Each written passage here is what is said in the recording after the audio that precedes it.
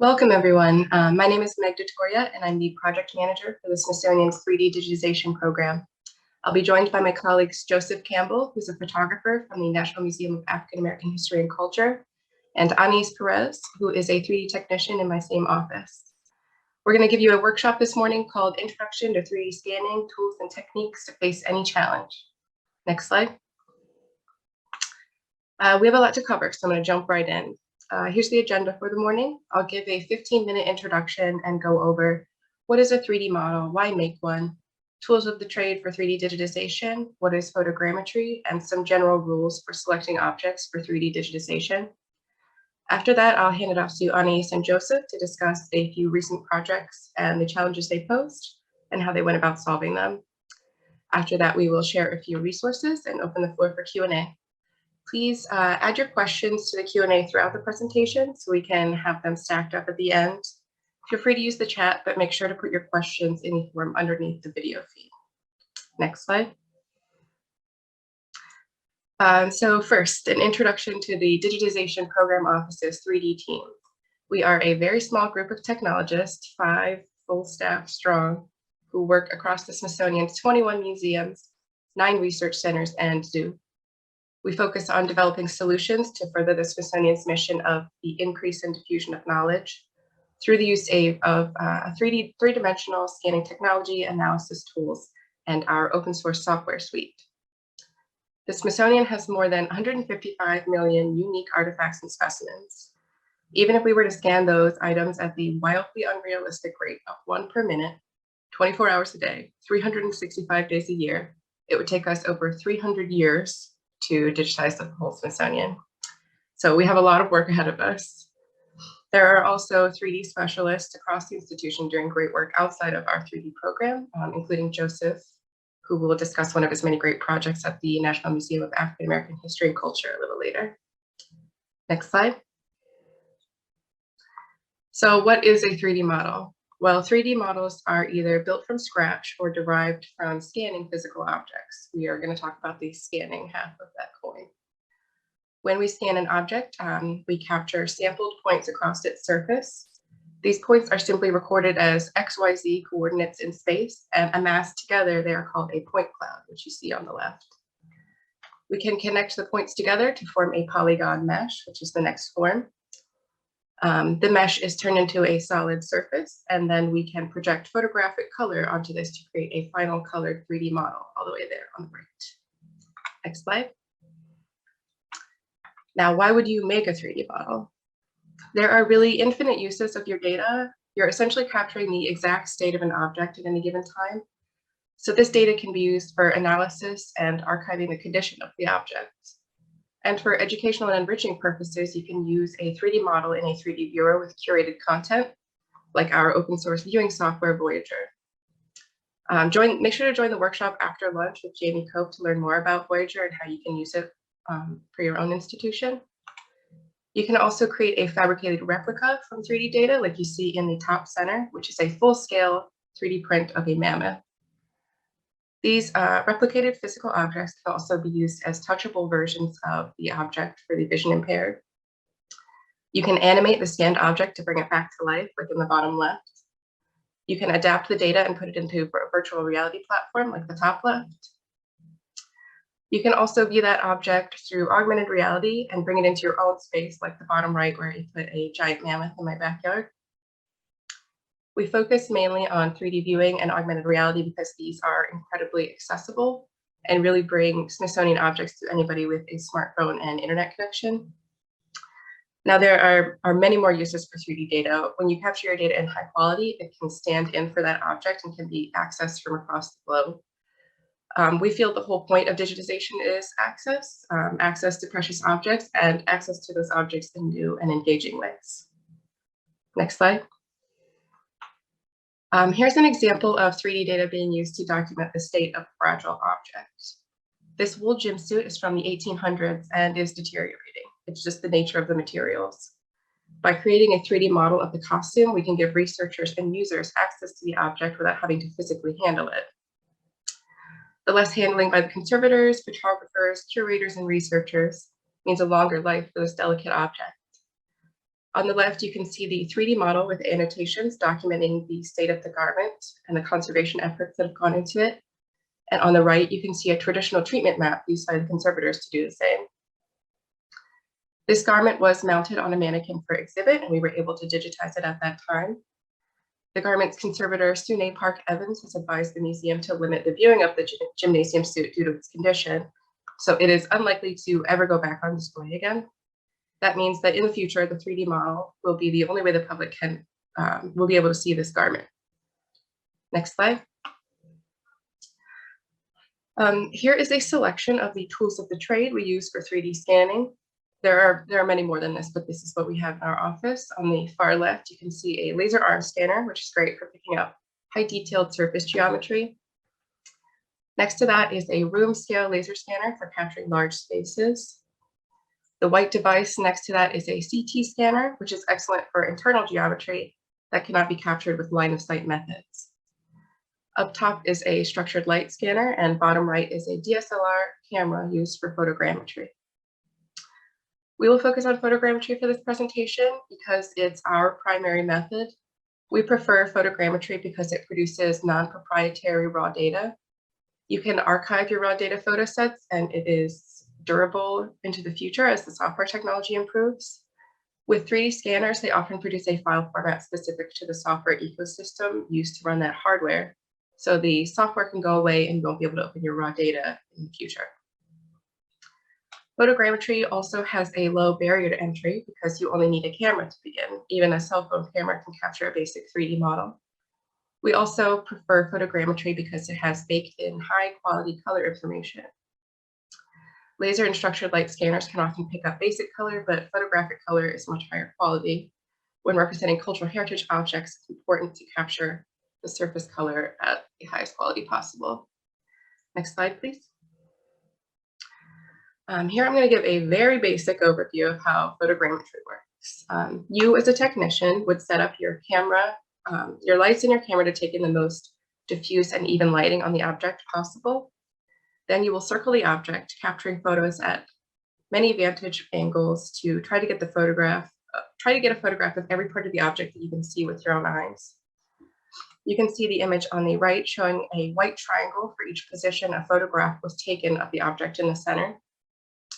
We used a turntable and a camera stand for this object, so that's how we captured that perfect sphere of coverage. You can also see the data set on the top left showing that you will capture hundreds to thousands of images per object for a comprehensive data set. You then feed this photo set into specialized software that looks at each photo and identifies landmarks on the object that it can see. It looks for these same landmarks across multiple photos, and then ties them together in space and interpolates a 3D surface. This allows you to build a geometry model and then project the color from the photographs onto its surface to result in a full color 3D model. Next slide. To give you an idea of the footprint this capture method takes, here are a few photogrammetry setups we employ. A major benefit to photogrammetry is that it is scalable to whatever size object you have. In the center, you can see a tabletop setup with one camera, 3 lights, and a turntable inside a pop-up light box. This setup is used to capture small objects such as coins and small fossils. On the left, you see a larger turntable setup with 4 cameras that takes up roughly the corner of a room. This one was used to capture hand-sized coral specimens that I will talk about later in the presentation. The setup on the right shows a room-sized light box we use to capture human-sized objects. Anais will give more details to this setup in a moment. It's not shown here, but you can also go handheld with a ring light and capture enormous objects that don't fit into any of these setups, such as spacecrafts or archaeological dig sites. Next slide. Now I'd like to give some advice for selecting objects for 3D digitization. Unless you're using a penetrative capture method like CT scanning, you're going to be using a line of sight method. That means the technology is limited to capturing only what the eye can see. That means certain surfaces will be difficult, if not impossible, to accurately capture with current technology. So here's a few examples of things you should avoid. Transparent materials like glass can be seen through to whatever's on the other side. meaning photographs and lasers will have a hard time detecting the 3D surface of the glass. You can see the result of this in the image at the bottom right. Shiny surfaces also reflect light and make the object look different at different angles, making the 3D data spotty and the color projection inaccurate. Joseph will talk more about this specific challenge a little later. Deep folds in fabric or surfaces that cover other surfaces create what we call occlusions. These cannot be picked up by line of sight methods and will create holes in your data simply because they can't be seen. If the object has parts that move during capture, like dangling chains or soft fabrics, that means the data will not align well. You should also avoid fur because each of the hairs on the surface is basically its own object, and that tight detail cannot be resolved well at the moment. You can see a fur surface become globby and inaccurate when you captured with photogrammetry in the image at the top right. Extremely large objects also take far longer to capture, like the space shuttle, which took 4 weeks and an entire team of technicians. And extremely small objects require special equipment to see, like a micro CT scanner, because of the limited depth of field available at that size. You should also avoid objects like the typewriter at the top left because of the level of mechanical detail that is both hard to see and has occlusions. With all of these limitations, you can see how challenging 3D digitization is. Next slide. On the flip side, though, there are certain qualities that make an object a great candidate for 3D capture. The genes on the right illustrate this well and have created a really successful 3D model rendered here. It has a robust, sturdy surface that holds its form well and is covered in a nice texture that the photographs can pick up. It's also entirely opaque, so you don't have to worry about the camera shooting through or reflecting off the surface. There are no occluded areas of the object. You can see that the legs are mounted with a slight gap in the middle so that the camera can see between them. This object is also a size that the technician can access all around it without having to move the object. And with that introduction to the team and technology, I'd like to hand it off to Anais Perez, who will talk about a recent project with lots of challenges and experimentation. Thanks, Meg.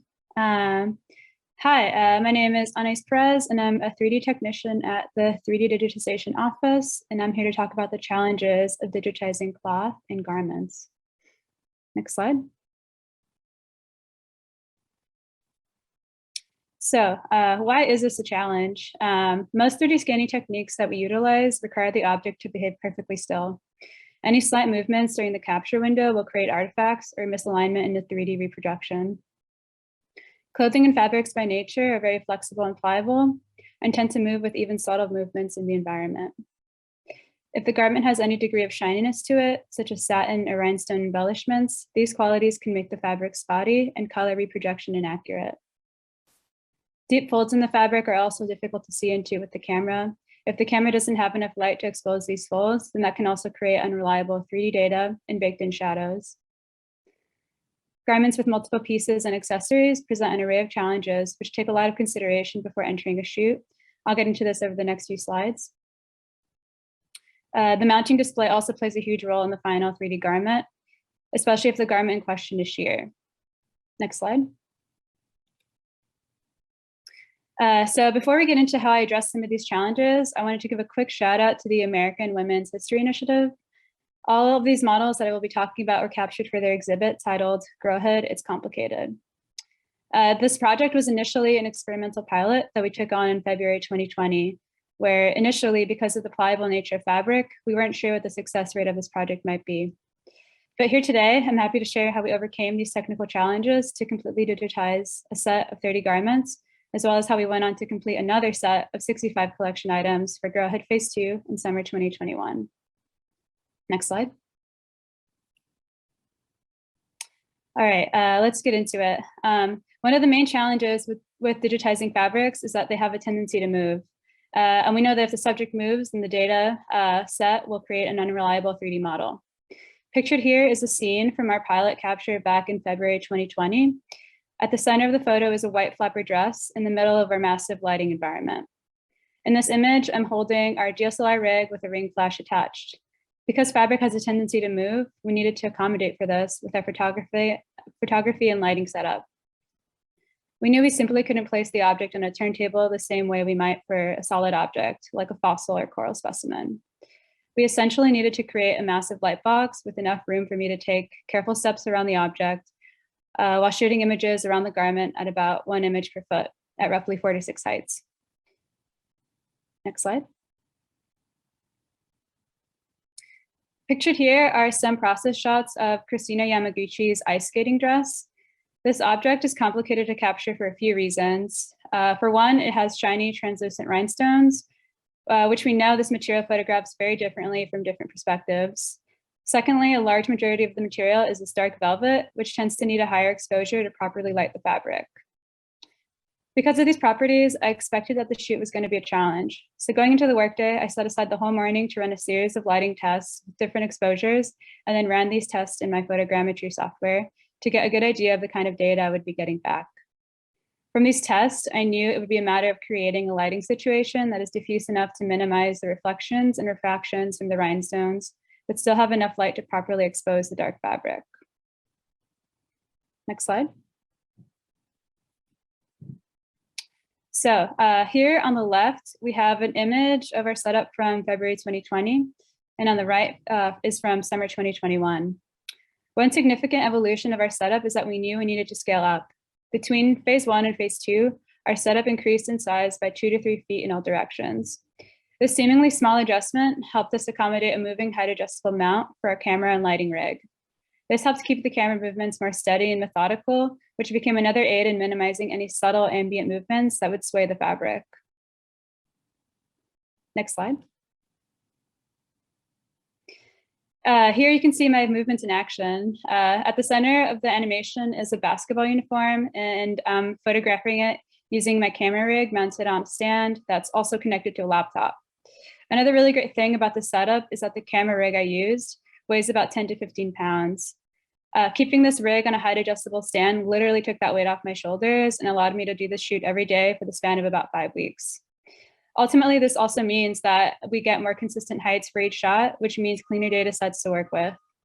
I was also able to tether a laptop to my rig, which gave me this new ability to quickly and easily quality control my work throughout the whole shoot. Next slide.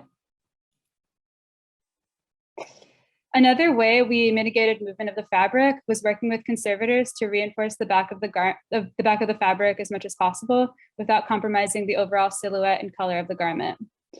In the image on the left, I'm working with conservators and adding more fill to the skirt of this full 1800s jumpsuit. As a side note, I personally do not touch or handle the objects in any way and defer to the curators and conservators if an object needs an adjustment. Working with the object handlers and conservators was pretty amazing. Maintaining good communication with our project collaborators is pretty crucial for a project like this. They helped me come up with on-the-fly solutions for creating the best possible photographic setup for each object. In the image on the right, I'm in the background adding a piece of foam core to the base of the object so that some shoes could be photographed underneath the dress. For 3D capture, the way we think about mount making is a little different than the way you might think about displaying an object for a physical museum exhibit. Our concerns are usually about being able to get as many vantage points on an object as possible so that our photogrammetry software has enough data to reconstruct the object in the round. Setting up your mount to accommodate this idea is integral for the photogrammetry software to get as complete a capture as possible. Next slide. Here's another interesting garment setup. Pictured here is an escaramuza dress. On the left is the actual garment I physically photographed, and on the right is the completed 3D model. Because of the timeline for this project, I knew that we wouldn't have enough time to capture each of these objects individually. At most, we could split up the capture into 2 sessions. So I worked with the curator and the conservators to come up with an arrangement for this garment that would give us the best possible outcome. On the left, you see that there is the dress, boots, and hair bow, all assembled together for a single capture, and then the hat shown on the right was captured in the second session. The benefit of this setup was that it was the most time-efficient scenario. One downside, however, was that because this many components were fit into one capture, I wouldn't be able to photograph the bottom and interior of the shoes as I normally could have if we had enough time to capture each component on its own. Next slide. Here are some images of each component in post-processing. If you look at each of those tiny white dots, like surrounding the objects, those are all individual photographs I took.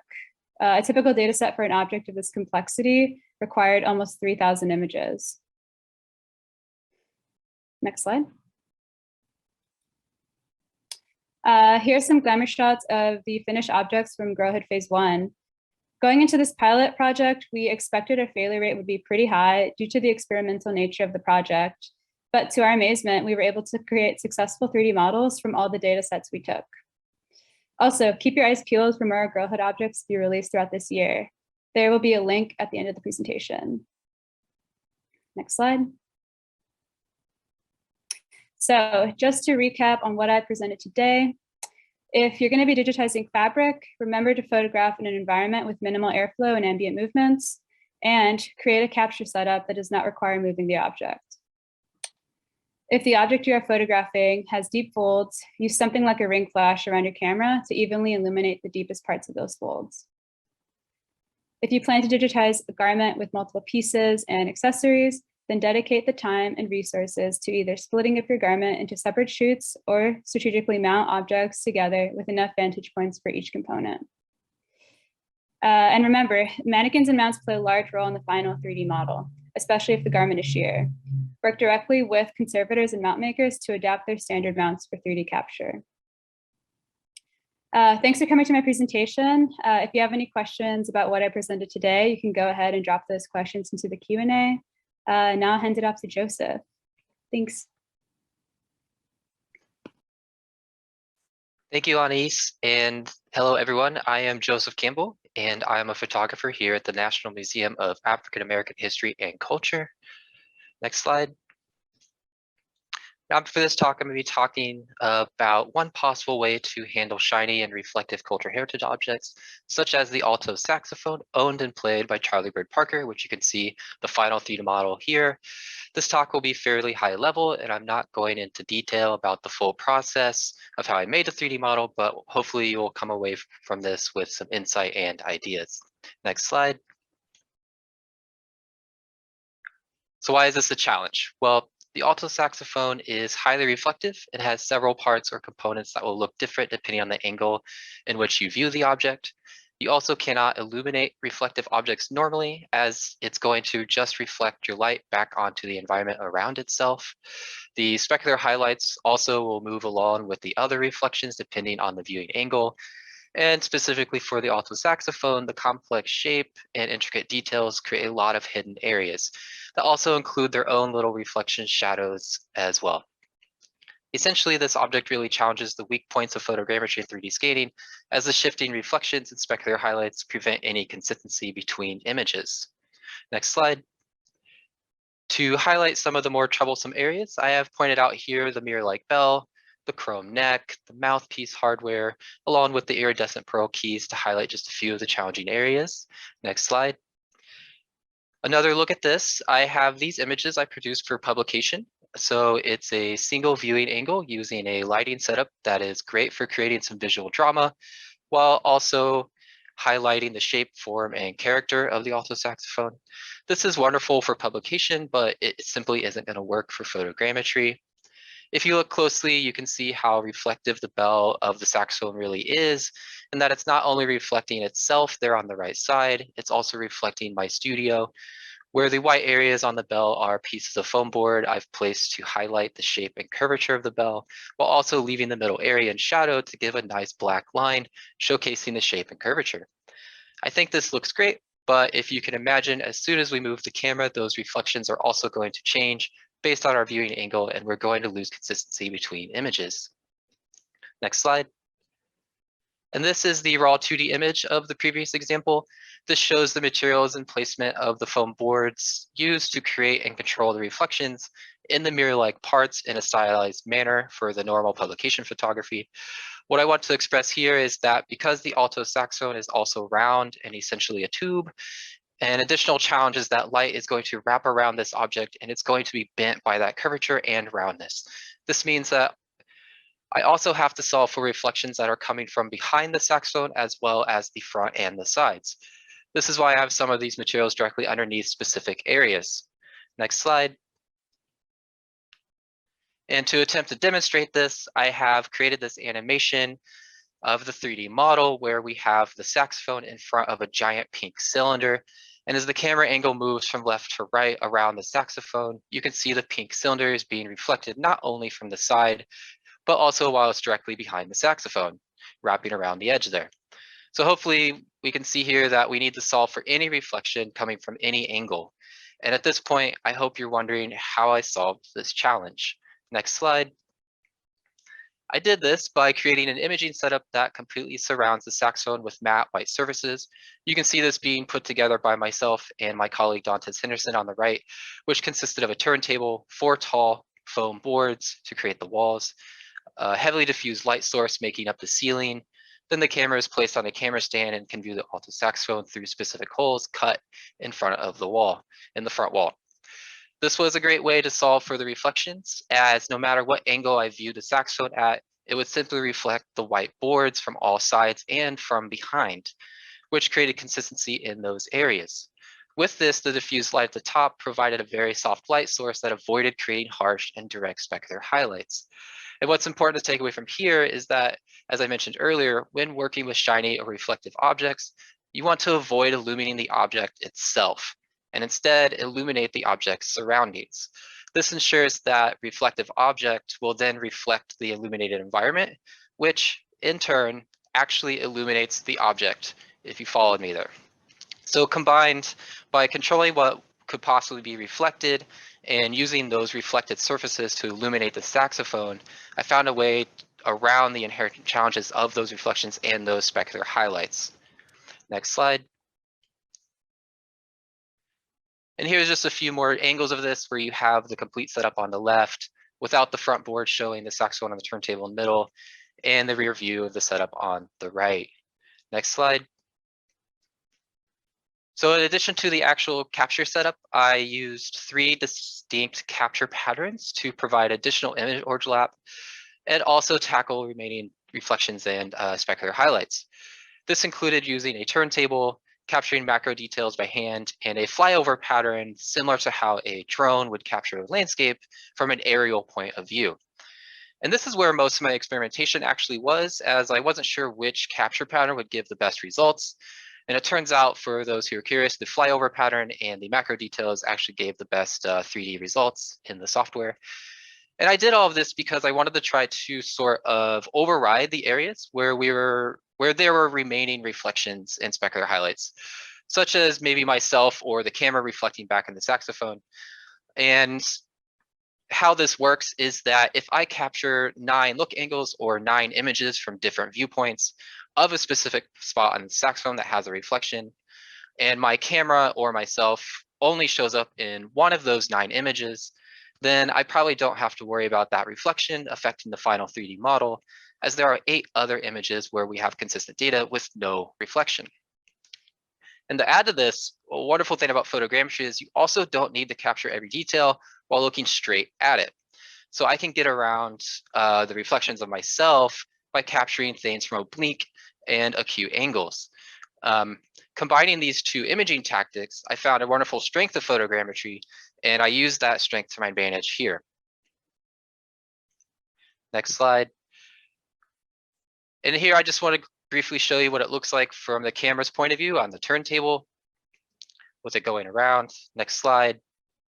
This is the flyover pattern, similar to how a drone might capture a landscape going back and forth. And the next slide. And this is the macro detail shots of me by hand going back and forth. You can really see how the saxophone is reflecting just those whiteboards. And to further demonstrate, we have the next slide,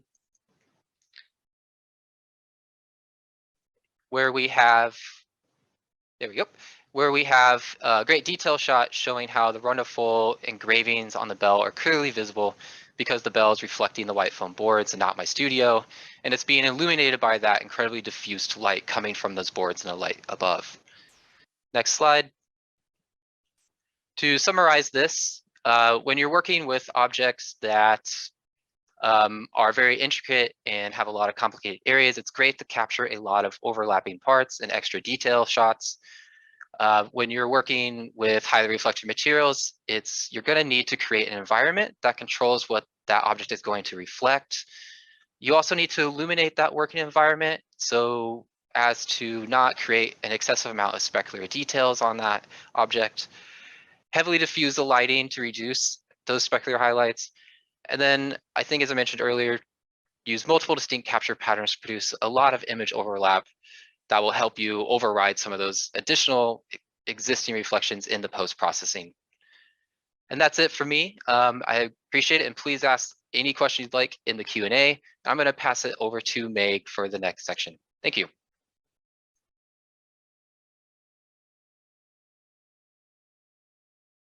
Sorry about that. Thanks, Joseph. I'll bring us home by talking about the last project of the presentation, high throughput mass capture of coral specimens. Next slide, please. So why is this a challenge? Well, 3D digitization in general is complex and often a very manual process that requires extensive planning and problem solving to capture each object. A single technician could easily take an entire day to capture one coral specimen, like the one pictured on the right, but we wanted to use a semi-automated process to capture as many as we could each day. The corals selected also had a variety of shapes and sizes because they were meant to represent the huge variety of corals that make up the reef ecosystem. In working with researchers, we also realized that there were different levels of detail required for different scientific analysis purposes. On the right, on the top right, you can see that there is the entire coral specimen that shows morphological and structural information that is important. But if you look closely at one of the branches, like the zoomed in image below, you can also see very delicate coral-like structures that were equally important in analyzing the specimen. Next slide. So a little background on the project. In 2018, we were tasked with capturing a collection of coral type specimens from the National Museum of Natural History. We collaborated with the museum's invertebrate zoology staff and a nonprofit called The Hydrus that uses virtual and augmented reality technologies to create immersive experiences that promote science learning, empathy, and marine stewardship. With these experts in coral education by our side, we selected a group of specimens that would challenge our processes and could be combined to tell compelling educational stories about reef health. Our goal was to capture 100 specimens and put these online with fully curated educational modules. Next slide. So in order to tackle the challenges that each coral presented, we employed 3 separate capture stations with completely different workflows. We had 3 capture technicians, an object handler, and a dedicated project manager set up inside the invertebrate zoology storage room in the museum for 10 working days. Now I'm going to go over each capture station and why we used it. Next slide. The primary capture method we chose was a semi-automated turntable rig. This is an Ordery brand product photography rig that we purchased and customized for 3D capture. On the left, you can see it holds 4 50 megapixel cameras, all pointed at the object from different heights. On the right, you can see that the system in use with the 2 surround soft boxes and 1 overhead to cover the specimen with diffuse, even lighting. The cameras all fire together, capturing 4 images at once. Then the turntable slowly rotates 4 degrees and the cameras fire again. This process repeats until we complete a full 360-degree turn. The object is then flipped over and we repeat the circuit to capture the underside, resulting in a perfect sphere of 720 photos like you saw earlier in the presentation. Please note that we covered the turntable and the backdrop in black velvet, which means the photogrammetry software will only see the object and none of the background, making it possible for the top and bottom data sets to come together easily. This station was meant to test our maximum throughput of capturing like-sized specimens. It was important that they be of similar size so that we would not have to adjust the cameras when switching objects, which would have greatly increased the capture time of the project. We had 2 different lens sets for all of the cameras and organized the flow of objects from smallest to largest so that we would only have to change the lenses once, about halfway through the project to accommodate for the increase in size. Running this machine with a focused technician and object handler, we were able to capture one specimen every 30 to 40 minutes, including time to flip the object in the middle so that we captured both sides and any troubleshooting time in there as well. Over the 10 working days, this station comprehensively captured 80 specimens. Next slide.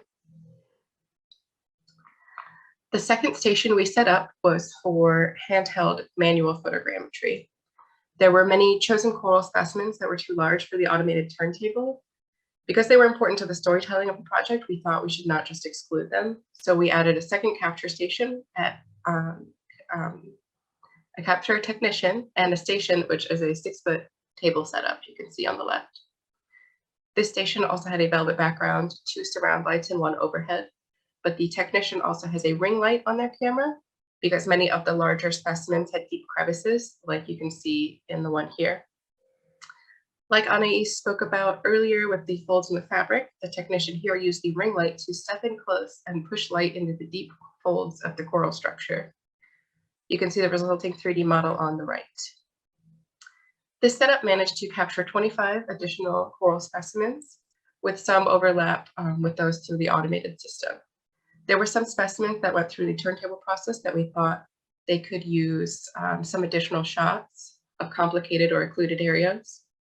In the image in the center, you can see a technician looking at a standard sphere of photos from the automated system with a cluster of handheld shots from the second technician circled in the center. Next slide. The final station we used was meant to capture those tiny coralite details on small sections of coral specimens. Experts from the Hydrus selected a handful of specimens that had especially important coralite details that we could not capture. They chose a selection of corals that had special coralite detail because we could not capture macro sections of every coral with this station because it was by far the slowest station. We used a SmartScan structured light scanner pictured on the left that captured a roughly 75 millimeter field of view with the smallest lenses the system offers. The scanner projects a pattern of light on the object and then records how it deforms over the surface, creating 3D data. The object is rotated and recaptured at different angles to create a full surface section, much like the photogrammetry process. On the right, you can see a full colored 3D model of a coral from the automated turntable setup. The blue patch on the object's surface is the same coral scanned with this macro structured light setup. Though the patch obviously only covers a small section of the coral, you can see the incredible detail it captures compared to the holistic photogrammetry scan. We were able to capture 15 specimens at this station over the 10 days, and we have loaded these macro sections as separate 3D models on our website. Next slide. An important element to this project's success was a flexible and dedicated object handler at the ready for the entire project duration. Our digitization staff does not touch artifacts. That means our collaborator here, Tim Kofar, had to place and flip every coral on all 3 stations throughout the 10 days. He not only handled all of the objects, but he's a coral expert and was able to help us identify areas of interest on the specimens for the macro capture station. Having an on-site subject matter expert was not something we anticipated needing, but turned out to be essential to the project running smoothly. Next. So across the 10 days, we captured 107 separate objects. 100 of them processed smoothly and are now available online at 3d.si.edu/corals. That link will also be shared in the chat later. All of these models have a CC0 open access license, which means you can download their data and use them for any purpose. We also worked with the scientists from the museum and experts from the Hydrus to use these models as the scaffolding for a rich educational experience. The specimens are split across 5 lessons that mimic a dive profile from immerse to ascend and progress together, but can also be explored individually. The purpose of this project was to make ecosystems and collections more available and visible and to preserve these very important type specimens digitally for future generations and research. Next slide. So to circle back, we had 3 main challenges in digitizing these coral and reef dwelling specimens. The first challenge was to hit a high throughput using a fairly manual process. To do this, we refit a product photography system for semi-automated capture, and we also had a dedicated object handler to support our rapid workflow. There were a variety of object shapes in the collection, and there were different levels of detail needed for research. So we handled this by employing multiple capture stations with different workflows and benefits. Next slide. Thank you so much for listening to our presentation. We're going to wrap up here by sharing some resources we thought you could use for further exploration. Next slide. If you'd like to interact with any of the 3D models you've seen today, please go ahead and scan the QR code on your screen or go to 3d.si.edu to access the Smithsonian Library of 3D models. The first resources we like to share is a link to the Cultural Heritage Imaging Group out of the Bay Area. They provide excellent training on photogrammetry for archival measurable purposes. Whenever we onboard new staff, we always send them to training with Chief. Under that, you'll find 2 links to resources from the Bureau of Land Management and Historic England. The world is still in the process of creating standards for cultural heritage 3D capture, and these are 2 excellent resources. At the bottom, you'll see direct links to the models discussed in this presentation.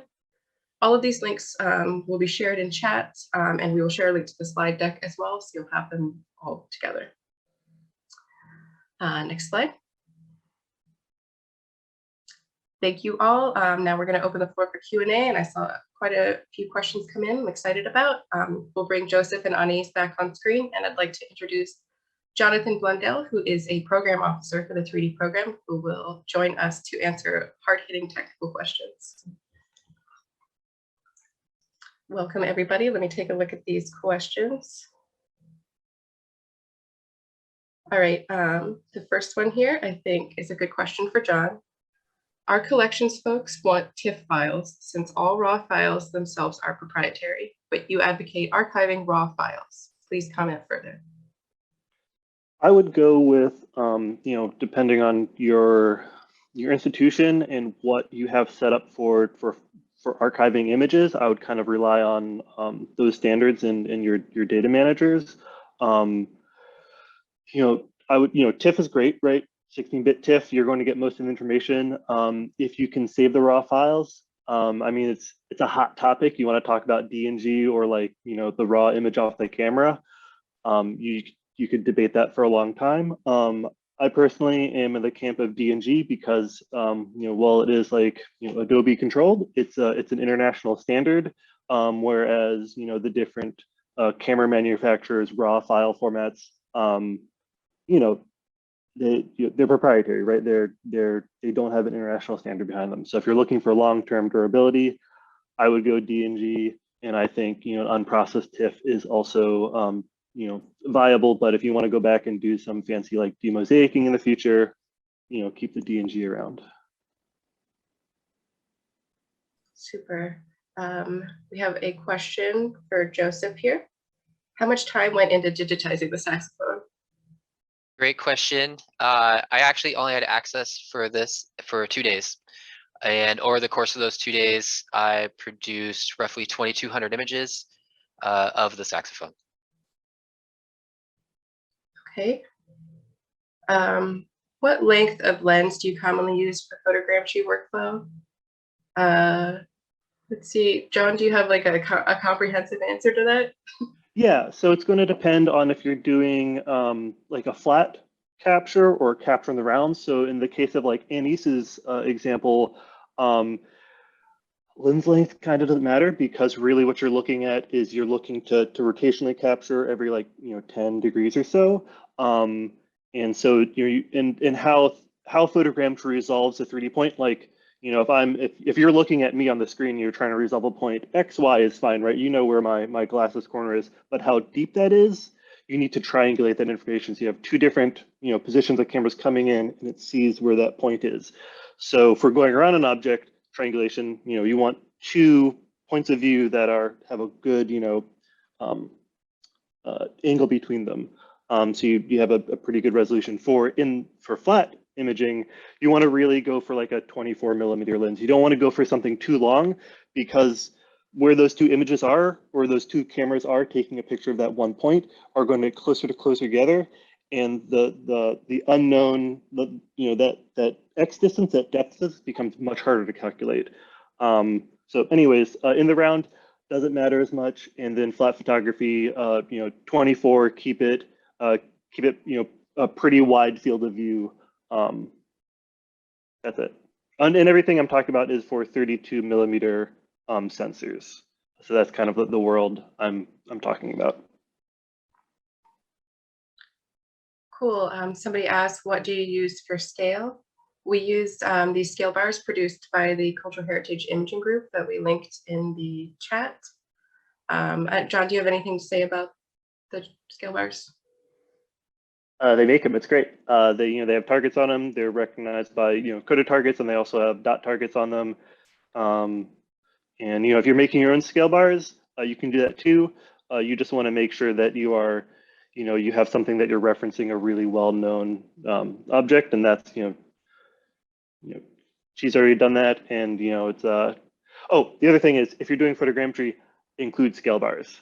If you forget your scale bars, your data is, it'll make a nice pretty model, but there's no measurable data off that because your camera doesn't, the photogrammetry software doesn't know if your camera is like this big and your object is like an elephant, or if your camera is like as big as an elephant and your object is like this big.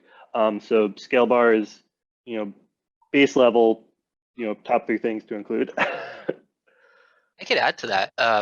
Just as insight for the saxophone, we didn't have standard scale bars when I did that. And so using a photogrammetry software, there's options to generate your own, and it will print out the scale markers for you on just like computer paper, to which I just printed out, cut them up, and I measured them with a device that could give me millimeter accuracy and a ruler, just to have 2 different forms of measurement. But you can also do that if you're desperate.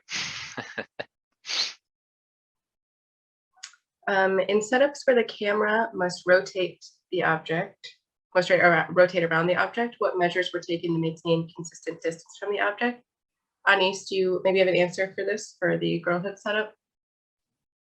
Yeah. Well, we spent a lot of time at the beginning of that project, like making sure we have like a known distance from the center, like from where I will be shooting to the center. And then throughout the shoot, I'm measuring. I have like a laser measuring tape that like can kind of tell me my distance, and that'll ensure that I'm like keeping an equal distance around the object. Yeah, I know with scanning Neil Armstrong's spacesuit, we also taped it out on the floor. Old classic method. That also helped us with the measuring the distance between our steps when capturing photos as well. And to crib from, Joseph, you had another presentation I saw. It's like, half the battle or more is set up. So yeah, taping stuff out, getting ready, pre-planning. If you spend a day pre-planning, if you however much time, it's going to save you so much time on site. And you're also, especially in the museum world, handling these objects is expensive, like expensive in terms of like resources, but also like we don't want to handle them, right? And then being out and all that jazz, like object handling is a huge part of this. So if you can come in as the technician, as the folks doing the digitization, and just have a game plan in place, and no measuring, no setup, just like hit the floor running. That's what Anis did with their girlhood project. She spent weeks planning and like really just knocked it out of the park. So can't stress that enough. Okay, another question. What are your camera settings? Is a greater depth of field better or worse for the final images?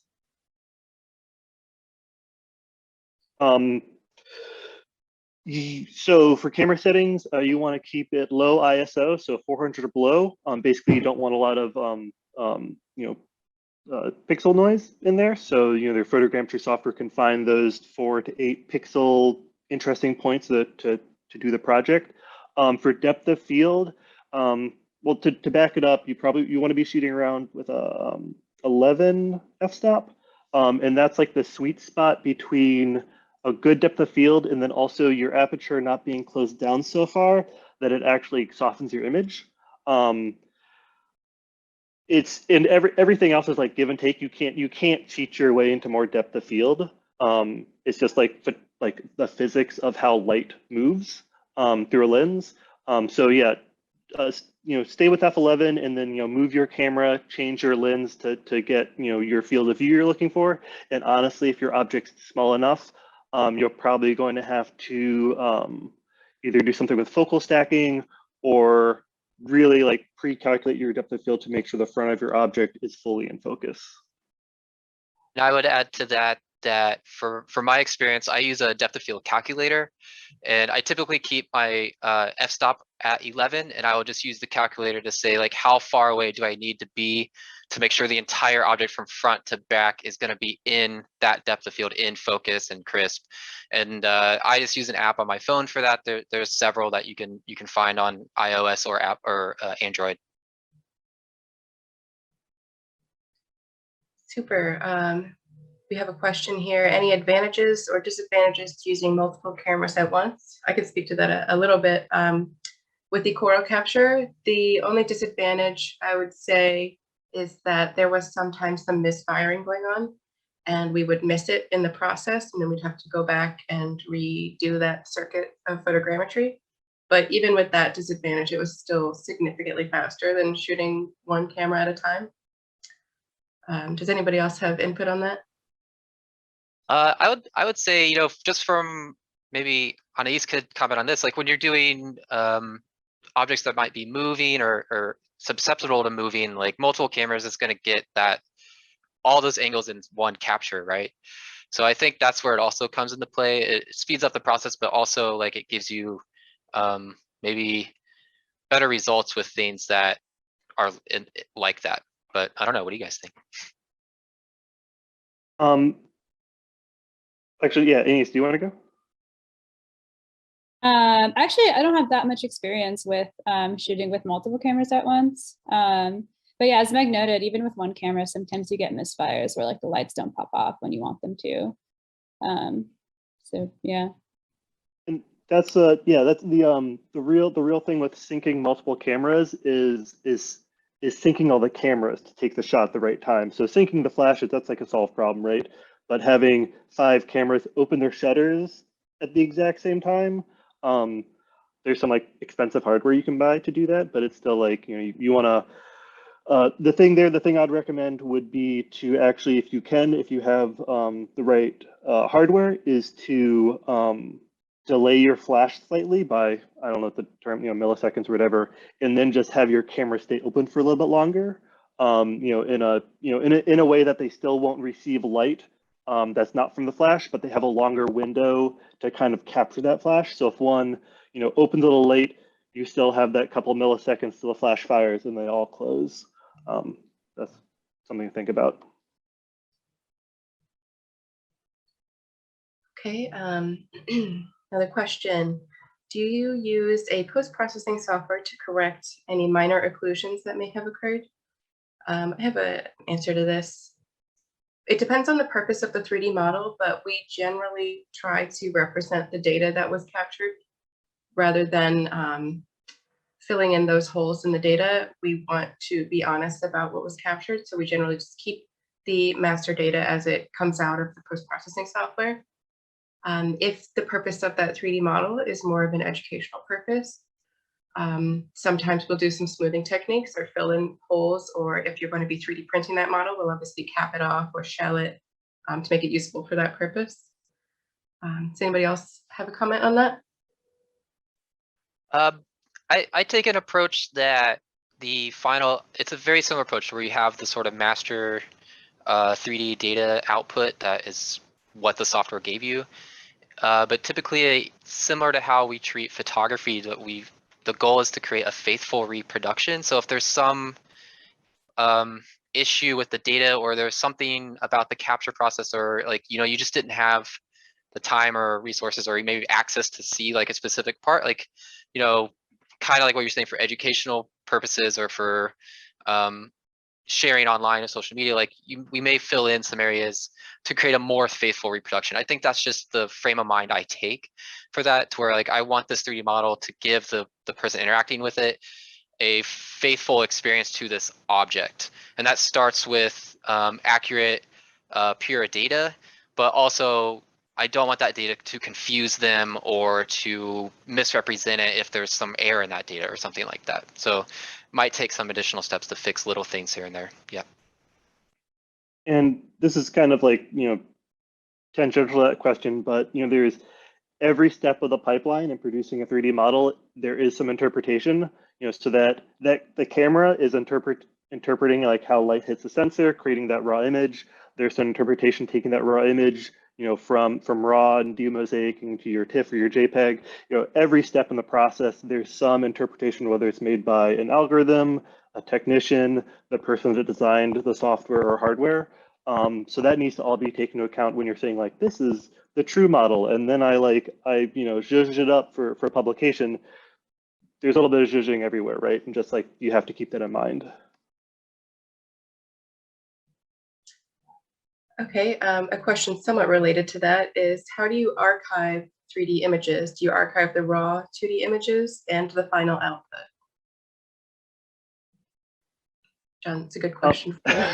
Yeah. So the source data is the images, right? For photogrammetry, we kind of treat that the 3D model, it's derived. And as I was just mentioning before, there's interpretation happening all along the process. That 3D model is interpreted from that scan data. All that said, we put a lot of effort into creating the master model, that high resolution model. So we do treat it as archivable. But definitely, we always want to be archiving the raw data, the sensor data, the data off the CT scanner, off the laser line scanner, off the structure light scanner, off the camera is top priority. And then of course also that 3D model that we're storing. And we've been putting a lot of work into this at Smithsonian. We have an entire pipeline dedicated to data management, managing that raw data, managing the high resolution model created from that, managing all the derivative models we use for publication to Voyager, which will be talked about this afternoon. If you have any questions about 3D data management or metadata, shoot me an email. I'd love to talk. Okay, I see we're getting low on time, so let's go with how large are the digital files involved in the imaging process? Did any of you encounter issues with digital storage space or associated costs? I could jump in on that, because this 3D imaging and capture at NMOC is new. We're flushing out that infrastructure and the documentation on how to handle metadata and how to store these objects in our dams and how to process it in a way that's organized and clean and well thought out.